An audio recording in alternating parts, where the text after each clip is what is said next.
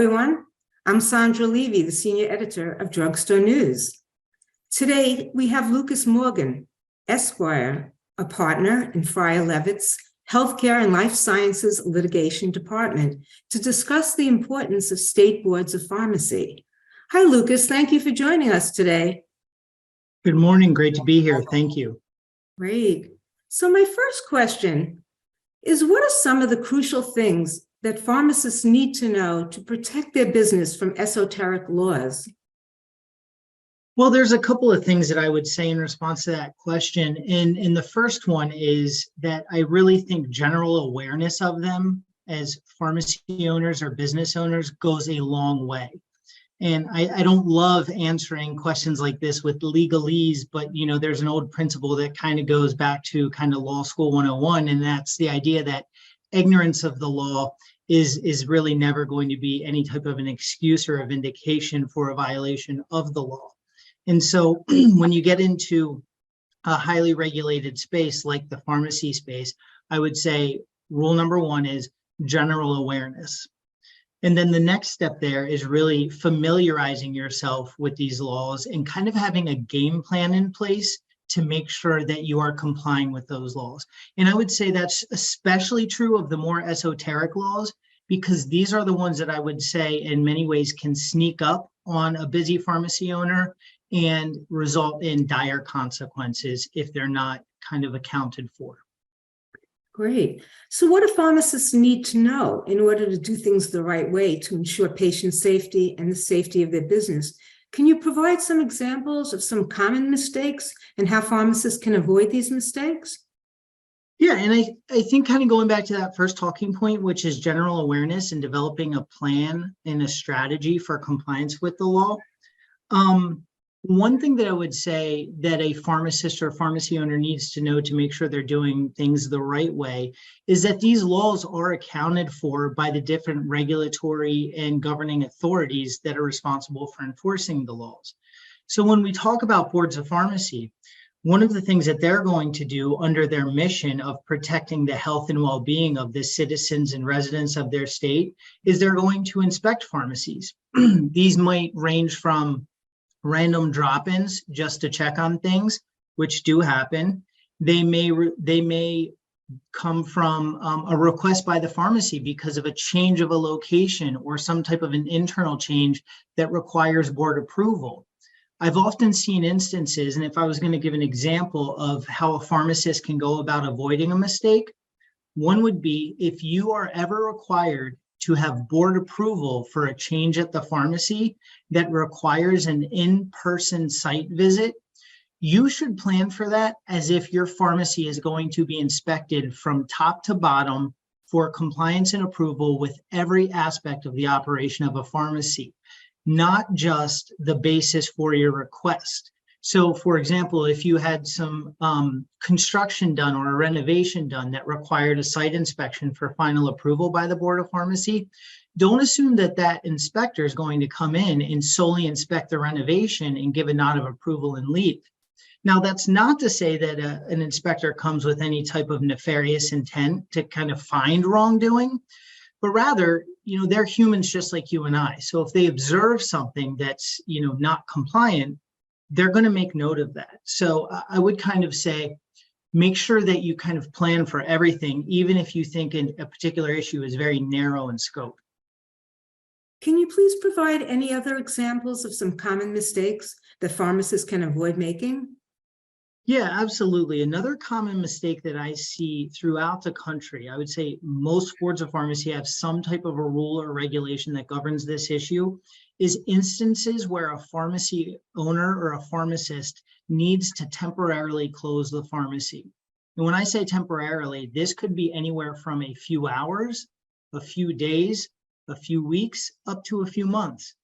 The key commonality with this common mistake is the idea of a temporary closure that perhaps wasn't planned for, and not giving proper notice to either the Board of Pharmacy or the general public, and this being learned of by the Board of Pharmacy. And the Board of Pharmacy can come to learn of this through a couple of different channels. One is a complaint, or even just kind of a submission of concern, if you will, because complaint has a very negative connotation, but it could just be feedback from the public, specifically a patient who may have gone to a pharmacy expecting to be able to get their prescription, only to find that the pharmacy that was open only a few days or weeks ago is now closed. The second scenario would be some sort of an issue that's arisen. It could be, a fire, a flood. Those are kind of more extreme examples, but something that's come up in the pharmacy's operation that doesn't allow it to operate. The common mistake that I see is that proper notice is not given to the board and proper notice is not posted to the general public, and the pharmacist or the pharmacy owner believes, mistakenly, but I believe in good faith, that, well, this is out of my control, or this is a serious issue. I have to close the pharmacy. So the Board of Pharmacy is not going to have an issue with that. Well, the answer is they're probably going to have an issue with it if proper notice hasn't been posted and provided to the board, but they will not have an issue with it if proper notice has been provided to the board. So again, it all goes back to that idea of communication, engaging with the board. And we want to make sure that even for very short closures, it may not necessarily require formal notice to the board, but it may require notice to the general public, signs in the door, signs on windows, making sure everyone understands the pharmacy is closed due to an unexpected issue that's arisen. We expect to be back by X time. I always suggest, please double check to make sure you understand your Board of Pharmacy's specific rules, regulations, and requirements in these types of scenarios. But generally speaking, the idea is giving notice to the patients. Great. Can you provide practical advice or guidance on how to cultivate a positive relationship and effective communication with one state Board of Pharmacy as well as other state boards? Yeah, so key word here is engagement. Find ways to engage with your state Board of Pharmacy. And there's a couple of simple ways. One, consider attending a Board of Pharmacy meeting. These types of meetings are unique from many other meetings you might be familiar with, in that they're public, and you don't necessarily need to be on an agenda or have an invitation to attend the meeting. And I encourage this because it will allow you to get familiar with the individuals that sit on your Board of Pharmacy. You'll get to know their names, perhaps see their faces. I would just add that today, many Board of Pharmacy meetings throughout the country are being conducted virtually. So that allows for an opportunity to participate that might not have been possible in the past without having to travel long distances. I would also say, to the extent that you can, get to know the members personally, perhaps, just because it's good to be familiar with these people and see if there's some common ground you might have, whether it's also being an independent pharmacy owner or something else. Also get to know the Board of Pharmacy personnel. So these are the individuals beyond the board members that are often working behind the scenes. And these are people that can help you if you ever have a question or an issue or a concern. So the more familiar you are with these people, the better off you're going to be when you're ever in a position of needing some assistance. I would probably end this thought with the idea of engagement. Don't wait for a problem to arise to be the first time that you engage with your Board of Pharmacy.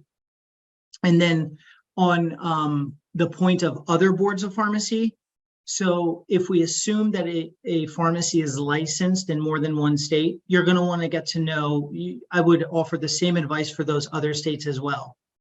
Another instance, though, where you might not be licensed in another state, where I would still encourage some engagement that could be beneficial, is watch what other state boards of pharmacy are doing in terms of how they go about regulating the profession.